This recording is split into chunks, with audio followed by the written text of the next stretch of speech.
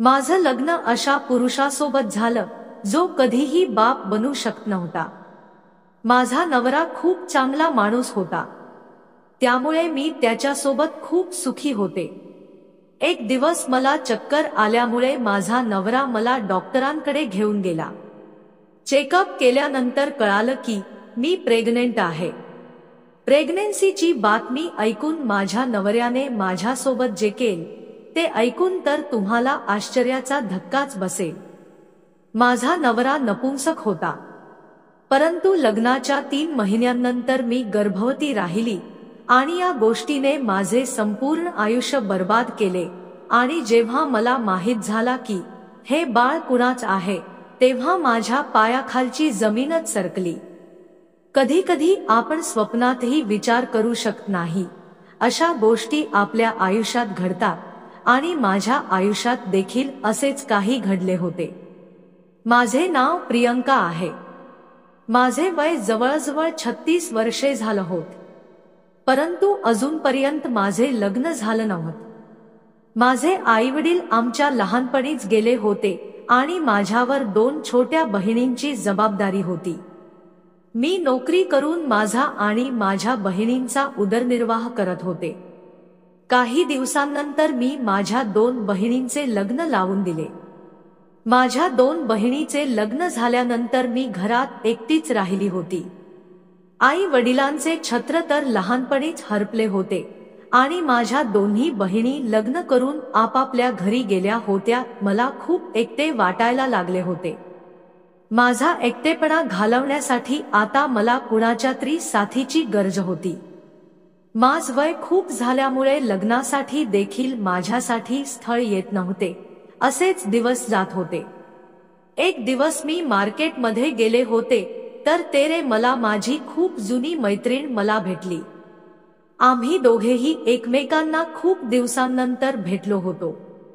तीच लग्न झालं होते आणि तिला मुलं देखील होते।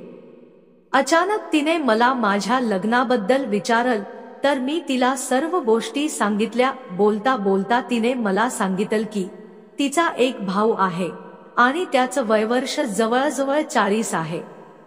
त्याचे लग्न झाले होते, परंतु त्याची बायको त्याला सोडून गेली होती, कारण माझा भाऊ तिला संतानसुख देऊ शकत नव्हता। माझ्या भावाकडे पैशाची काहीच कमी नाही, फक्त त्यांच्यात तेवढीच एक उणीव आहे की तो कधीही बाप बनू शकत नाही।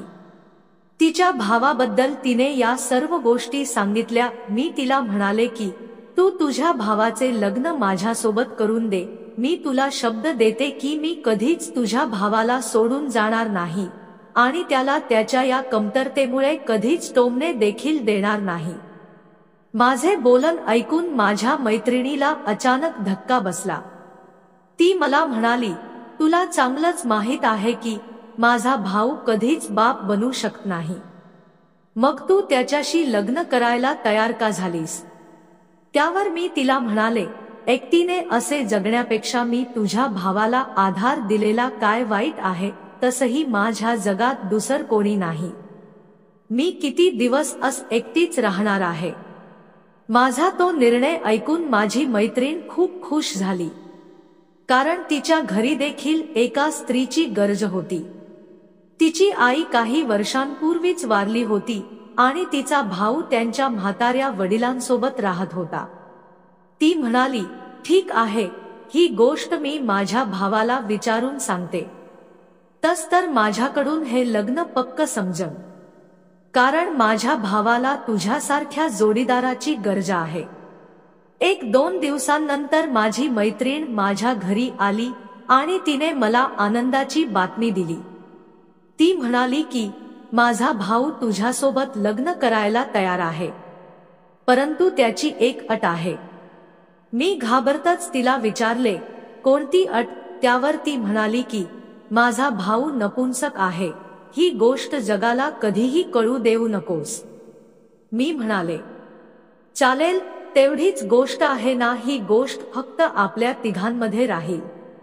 मी जगाला का सांगेन की माझा नवरा मला बाळाचे सुख देऊ शकत नाही? थोड्याच दिवसात माझं लग्न मनोज सोबत झालं। लोकांना हे बघून आश्चर्य वाटायचं की या एकट्या राहणाऱ्या मुलीचं लग्न एवढ्या चांगल्या घरात कसे काय झालं। मी ही गोष्ट माझ्या बहिणींना देखील सांगितली नव्हती की माझा नवरा नपुंसक आहे। माझ्या नवऱ्याचं हे रहस्य मी माझ्या मनातच ठेवलं होतं। मी नवरी बनवून मनोजच्या घरी गेले तर त्याच घर बघून मला आश्चर्याचा धक्काच बसला। मनोजच घर म्हणजे एखाद्या राजवाड्यापेक्षा कमी नव्हते। मी लग्न करून खूप खुश होते, कारण मी स्वप्नात देखील बघितलं नव्हतं की माझे लग्न एवढ्या चांगल्या घरात होईल। माझी रूम खूप छान प्रकारे सजवली होती। मी नववधूच्या वेशात माझ्या बेडवर बसून मनोजची वाट बघत होते, परंतु तो जेव्हा रूममध्ये आला त्याच्या मनात संशय होता। कदाचित आपल्यात असणाऱ्या कमतरतेमुळे तो अस्वस्थ होता, म्हणून मी पुढाकार घेऊन त्याचा हात आपल्या हातात घेतला आणि त्याला विश्वास दिला की ही गोष्ट आपल्या रूमच्या बाहेर कधीच जाणार नाही आणि मी या गोष्टीबद्दल तुम्हाला कधीच काही म्हणणार नाही। मी त्याला विश्वास देऊन समजावले। यानंतर त्याने माझा हात हातात घेऊन माझ्या बोटात अंगठी घातली आणि मला म्हणाला, तुझ्याकडे बघून असं वाटत आहे की आता माझं आयुष्य परिपूर्ण झालं आहे। मला देखील असंच वाटत होत की आता मी माझ्या आयुष्यात खूप खुश आहे, पण मला कुठे ठाऊक होते की येणारा काळ हा माझी परीक्षा घेणारा असणार आहे। आमचा संसार सुखाचा चालू होता। मनोज माझ्यावर खूप प्रेम करत होता। त्याने त्याच्या पहिल्या बायकोबद्दल मला सर्व काही सांगितलं होतं। तो म्हणाला की खूप दिवस मला मूलबाळ झालं नाही, म्हणून आम्ही डॉक्टरांकडे चेक केलं तर डॉक्टरांनी माझ्यातच कमी आहे असे सांगितले। मी बाप बनू शकत नाही हे समजल्यावर माझी बायको मला सोडून निघून गेली।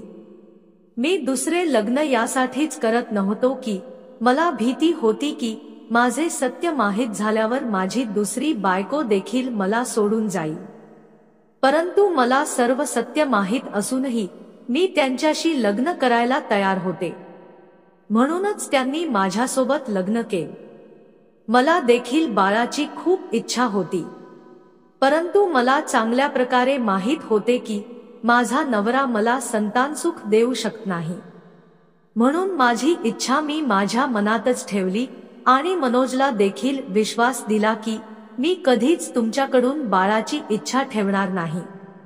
दिवस सुखाचे जात होते। मी आणि मनोज त्याच्या वडिलांची खूप मनोभावे सेवा करत होतो। संध्याकाळी आम्ही सगळे जण सोबत जेवण करायचो आणि फिरायला देखील जात होतो। संध्याकाळी मनोजला ऑफिसवरून घरी यायला थोडासा उशीर व्हायचा, त्यामुळे मला कंटाळवाणे झाले की मी माझ्या सासऱ्यांशी गप्पा मारत बसायचे। माझे सासरे देखील माझी खूप काळजी घ्यायचे। माझ्या लग्नाला 2-3 महिने झाले होते, परंतु काही दिवसांपासून मला माझी तब्येत ठीक वाटत नव्हती। एक दिवस आम्ही जेवण करत असताना मला अचानक चक्कर आली आणि मी चक्कर येऊन खाली पडले। माझी परिस्थिती बघून मनोज मला म्हणाला की तू आजकाल खूपच अशक्त दिसत आहेस। तू तुझ्या खाण्यापिण्याकडे नीट लक्ष देत नाही। माझी इच्छा नसतानाही तो मला बळजबरीने डॉक्टरांकडे घेऊन गेला। डॉक्टरांनी माझा चेकअप केला आणि त्यांनी जे काही सांगितलं ते ऐकून तर आमच्या दोघांच्याही पायाखालची जमीनच सरकली। डॉक्टरांनी सांगितलं होत की तुम्ही आई होणार आहात। खरतर ही आनंदाची गोष्ट होती, पण आम्ही दोघेही एकमेकांकडे विचित्र नजरेने बघत होतो, कारण मला आणि मनोजला चांगलेच माहीत होत की मनोज कधीच बाप बनू शकत नाही। मग हे बाळ कुणाचं होतं? शेवटी मी प्रेग्नेंट कशी काय झाली होती? मला काहीच म्हणता मनोजने धडपडत मला गाडीत ओढतच नेलं। त्यांनी रागाने गाडी एवढ्या जोरात चालवायला सुरुवात केली की त्याच्याशी काय बोलावं मला काहीच कळत नव्हतं। आम्ही घरी पोहोचलो तेव्हा माझे सासरे आमची वाटच बघत होते। आता आम्हाला घरी आलेल बघून त्यांनी सुटकेचा निश्वास सोडला आणि त्यांनी काळजीपोटी विचारले, आता तुझी तब्येत कशी आहे? काय म्हणाले डॉक्टर? मनोज रागाने लाल झाला होता. तो रागातच म्हणाला, तुमची सून प्रेग्नंट आहे आणि ही गोष्ट मला चांगलीच माहीत आहे की हे बाळ माझ नाही. हे ऐकून माझे सासरे आश्चर्याने म्हणाले, तुम्ही काय बोलत आहेस? हे सर्व ऐकून मी स्वतःच डोक्याला हात लावून बसले. आता माझ्यात हे सर्व सहन करण्याची शक्ती अजिबात नव्हती. मी निर्दोष होते, पण माझा नवरा ओरडून ओरडून माझी बदनामी करत होता. मनोजचे बोलणे ऐकून माझे सासरे त्याला म्हणाले, थोडा विचार करून बोलत जा आणि अशा प्रकारे आपल्या बायकोवर आरोप लावायला थोडीतरी लाज वाटते का? माझ्या सासऱ्यांचे बोल ऐकून माझ्यात थोडी हिंमत आली आणि मी मनोजला म्हणाले, मला नाही माहित की हे बाळ माझ्या पोटात कस काय आलं. मला फक्त एवढंच माहित आहे की माझ्या आयुष्यात तुमच्याशिवाय दुसरं कोणीच नाही. शेवटी रागानेच तो म्हणाला, तू तर आता शांत बस. आता माझ्या मनात आला की तू माझ्यासोबत लग्न यासाठीच केल की तुला चांगलंच माहित होत की मी कधीच बाप बनू शकत नाही, म्हणून मी तुझी प्रत्येक गोष्ट सहन करेन. परंतु हा तुझा गैरसमज होता, कारण मी एवढा बावळट नाही की दुसऱ्या कुणाच्या तरी मुलाला माझ नाव देऊ. त्यामुळे तू आत्ताच्या आत्ता तुझे सामान घे आणि हे घर सोडून निघून जा. माझ्या सासरच्यांनी मनोजला समजावण्याचा खूप प्रयत्न केला, परंतु मनोज रागाने वेडाच झाला होता. त्याला काही जाणून घेण्याची अजिबात इच्छा नव्हती. त्याने माझा हात पकडला आणि रात्री मला घराच्या बाहेर काढून दिले. मी रडतच माझ्या घरी परताले. हा सगळा विचार करून माझी तब्येत आणखीनच बिघडली होती आणि मला मनोजची काळजी देखील वाटत होती, कारण मी त्याच्यावर मनापासून प्रेम करत होते. मी सर्व रात्रभर रडत होते आणि रडता रडता मला कधी झोप लागली मलाच कळलं नाही. सकाळी कोणीतरी माझा दरवाजा वाजवला तेव्हा मला जाग आली. मी दरवाजा उघडला तर समोर माझी नणंद उभी होती. मी रडतच माझ्या नंदेच्या गळ्यात पडले आणि मी रडतच तिला म्हणत होते की मी निर्दोष आहे, मलाच माहित नाही हे बाळ माझ्या पोटात कस काय आलं. माझी नणंद मला समजावत म्हणाली, तू काळजी करू नकोस, सर्व काही ठीक होईल. माझी नणंद मला समजावून निघून गेली. मला माझ्या नंदेच्या शब्दांवर अजिबात विश्वास नव्हता. शेवटी ती हे सर्व कसे कायम ठीक करणार होती. खूप विचार केल्यानंतर माझ्या मनात एक गोष्ट आली की माझ्या सासऱ्यांनीच तर माझ्यासोबत काहीच चुकीच तर केलं नाही ना. कारण लग्नानंतर मनोज शिवाय तेवढाच एक पुरुष आमच्या घरात होता. पूर्ण दिवस तेच माझ्यासोबत राहत होते. कधी कधी तर मनोज रात्री खूप उशिरा घरी यायचा. रात्रीचे जेवण झाल्यानंतर मी माझ्या रूममध्ये झोपी जात होते. काय माझ्या सासऱ्यांनीच माझ्यासोबत? हा सर्व विचार करूनच माझ्या अंगाला काटा येत होता. माझे सासरे माझ्यावर खूप प्रेम करत होते आणि माझी खूप काळजी सुद्धा घ्यायचे. त्यांच हे वागण आज मला खटकत होतं. असाच विचार करत माझा एक आठवडा निघून गेला. मी देवाजवळ हीच प्रार्थना करत होते की देवा मला निर्दोष सिद्ध कर आणि पुन्हा माझ्या नवऱ्यासोबत माझं नवीन आयुष्य सुरू कर. माझ्या दोन्ही बहिणी त्यांच्या आयुष्यात व्यस्त होत्या. त्यांना माझी अजिबात पर्वा नव्हती. खरंतर मी त्यांचा एखाद्या आईवडिलांप्रमाणे सांभाळ केला होता. एका आठवड्यानंतर माझी नणंद, माझा नवरा मनोज मला सोबत नेण्यासाठी माझ्या घरी आले. मनोजला घरी आलेल बघून मला आश्चर्याचा धक्काच बसला. मला काही समजत नव्हते. शेवटी मनोज मला न्यायला कसा काय आला होता, परंतु माझ्यासाठी एवढेच पुरेस होत की मला पुन्हा मनोजच्या आयुष्यात येण्याची संधी मिळाली होती. मी काहीच विचारता गुपचूप त्यांच्यासोबत गाडीत बसले आणि घरी आले. मी घरी पोहोचले तेव्हा बघितलं की घर खूप छान प्रकारे सजवले होते माझी नणंद आणि माझ्या सासऱ्यांनी खूप छान प्रकारे माझे स्वागत देखील केले। हे सर्व बघून मला आश्चर्य वाटत होते की शेवटी हे सर्व काय होत आहे। माझी नणंद माझ्या गळ्यात पडली आणि मला म्हणाली की तुझे खूप खूप धन्यवाद, तू मला आत्या होण्याची संधी दिली आहे। मी एकदा मनोजकडे पाहिले तर मनोज मान शर्मेने खाली घालून उभा होता। माझ्या नंदेने सर्व सत्य मला सांगितले। तिने सांगितले की माझ्या वडिलांना तुझ्यावर पूर्ण विश्वास होता की तू एक चांगली मुलगी आहे, तू असले कोणतेही घाणेर कृत्य करणार नाहीस। हे सगळं समजल्यावर माझा भाऊ पुन्हा त्या डॉक्टरांकडे गेला ज्यांनी आधी माझ्या भावाला सांगितले होते की तो कधीच बाप बनू शकत नाही। डॉक्टरांनी माझ्या भावाला पाहिल्याबरोबर त्याला ओळखलं होतं। माझ्या भावाने डॉक्टरांना सांगितले की माझी दुसरी बायको प्रेग्नेंट आहे। त्यावर डॉक्टरांनी जी गोष्ट आम्हाला सांगितली ते सर्व ऐकून आम्हाला धक्काच बसला। त्या डॉक्टरांनी सांगितले की तुमच्यामध्ये कधीच काहीच दोष नव्हता, तुमच्या पहिल्या बायकोला तुमच्या सोबत राहायचे नव्हते, म्हणूनच ती अशा औषधांचा वापर करत होती की ज्यामुळे ती कधीच प्रेग्नेंट राहू शकत नव्हती। तुम्ही कधीच बाप बनू शकत नाही असा खोटा आरोप तुमच्यावर लावून तिला तुमच्यापासून सुटका करून घ्यायची होती, म्हणूनच तिने काही पैसे देऊन डॉक्टरांकडून खोटे रिपोर्ट बनवून घेतले होते की मनोज कधीच बाप बनू शकत नाही।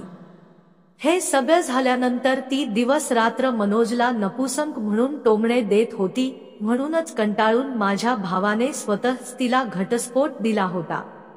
माझ्या नंदेने या सर्व गोष्टी सांगून मला पुन्हा मनोजच्या आयुष्यात येण्याची एक संधी दिली होती, नाहीतर मी पूर्ण आयुष्य हाच विचार करते बसले असते की हे बाळ कुणाचं आहे। मी तर माझ्या सासऱ्यांवरच संशय घ्यायला लागले होते। मनोज त्याच्या वागणुकीबद्दल मला माफी मागू लागला, परंतु मला त्याच्याबद्दल काहीच तक्रार नव्हती, कारण मला माहित होते की त्याच्या जागी दुसरा कोणीही पुरुष असता तर त्याने देखील हेच केलं असतं जे मनोजने केलं। मी घरी येण्याच्या आनंदात मी आणि मनोजने केक कापला होता आणि माझ्या सासऱ्यांनी माझ्या डोक्यावर हात ठेवून मला खूप सारे आशीर्वाद दिले, परंतु मला माझीच लाज वाटत होती, कारण काही क्षणापुरत का होईना मी माझ्या सासऱ्यांवर संशय घेतला होता। तर मित्रांनो, आपलं नात हे एखाद्या आरशासारखं असतं, त्याला खूप सांभाळून जपावं लागत। कधी कधी माणसाची एखादी छोटीशी चूक या नात्याला आरशासारखी तोडून टाकते। तर दर्शकांनो, तुम्हाला आमची कहाणी आवडल्यास व्हिडिओला लाईक करा, शेअर करा आणि चॅनलला सबस्क्राईब करायला विसरू नका। धन्यवाद।